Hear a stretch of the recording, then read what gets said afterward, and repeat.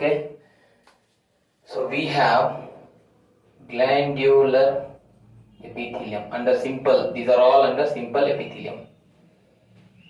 Glandular simple epithelium, rather you can say.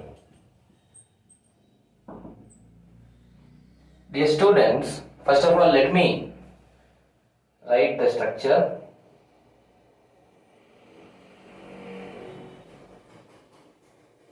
So they also possess the basement membrane.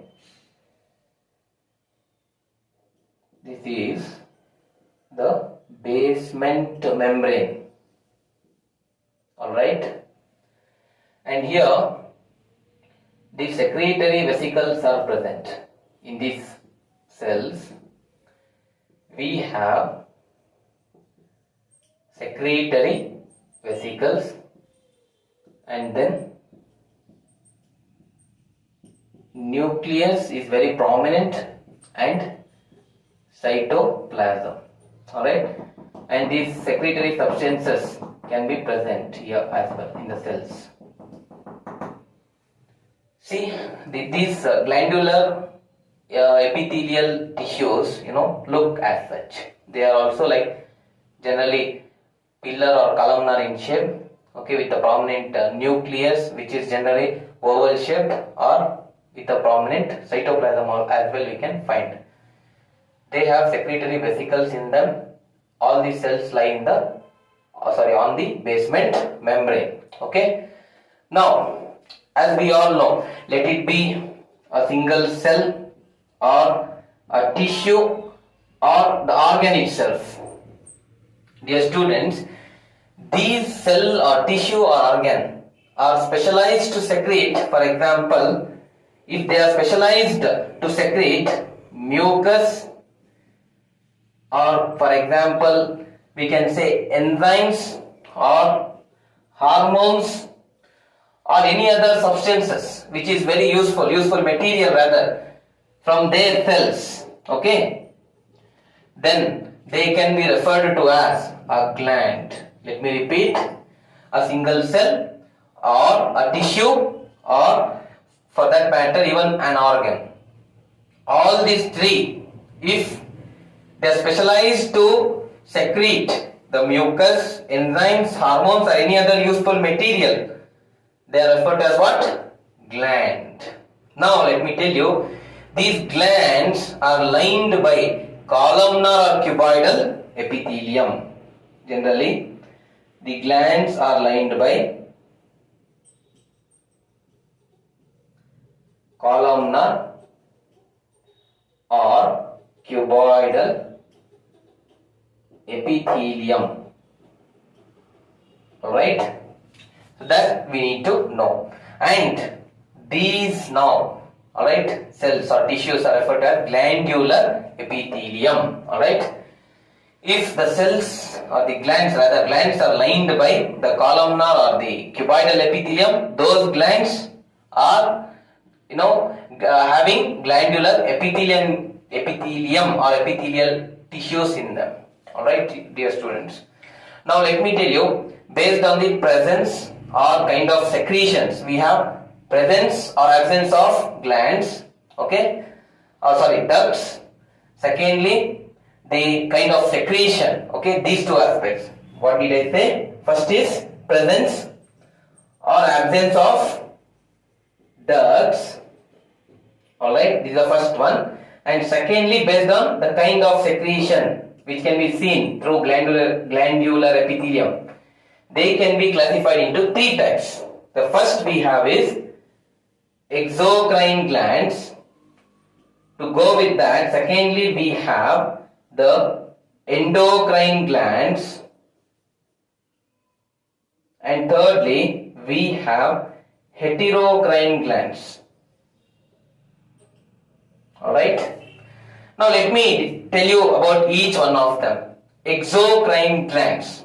Alright. See, their free epithelial surface directly or indirectly, rather we can say, it produces their free surface, it produces the secretion directly or indirectly. They send to the site of action, either by storage or directly. Generally they have ducts, okay, where they store, alright. After storage, whenever required, they send, or even they can send directly to the site of action. So from the what we can say, the secretory vesicles on the surface which are present, so all their secretions, they transport it, alright, either through by the storage of ducts or directly into the bloodstream, or directly to the site of action, we can say, not to the bloodstream, directly to site of action.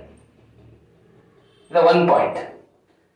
Secondly, let me tell you, these exocrine glands, can be present in different locations of our body. They can be present in the salivary glands of mouth, alright, or they can also be present in the mammary glands, sweat glands, alright, oil glands, alright children, and we can also find them in intestinal glands as well, okay. Then we can also include here tear glands. So salivary glands, mammary glands, sweat glands, oil glands, intestinal and tear glands or tear glands, we can find this type of exocrine glands. So let me repeat, these exocrine glands have ducts in them. We can also represent them as duct possessing glands, okay. So in these ducts they store their secretions. Whenever required, they send to the site of action, or they can also directly send their secretions which are secreted from the surface to the various sites of actions, alright. This is one aspect. Secondly, we have second type, that is endocrine glands. So here they are generally referred to as ductless glands. They do not possess ducts as we found in the exocrine glands, alright. So these glands have to compulsorily leave their secretions directly into the bloodstream. Very important point, directly into the bloodstream, alright. So now they also secrete regulatory substances, what we call hormones. Hormones are secreted by these endocrine glands, hormones.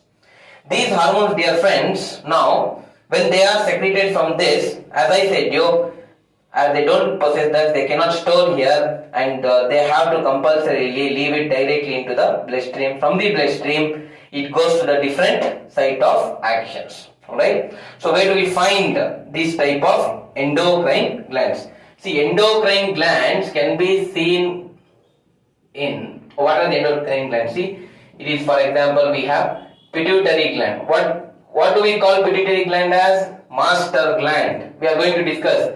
So the anterior part of pituitary gland is called adenohypophysis, and the posterior part is called neurohypophysis, which in total secretes around 9 hormones, okay. So we will discuss about that later, okay. Like for example, we have melanocyte stimulating hormone, or adrenocorticotrophic hormone, luteinizing hormone, follicle stimulating hormone, prolactin, like that. Many hormones are secreted by this pituitary gland, which is endocrine gland. Then we have thyroid, alright.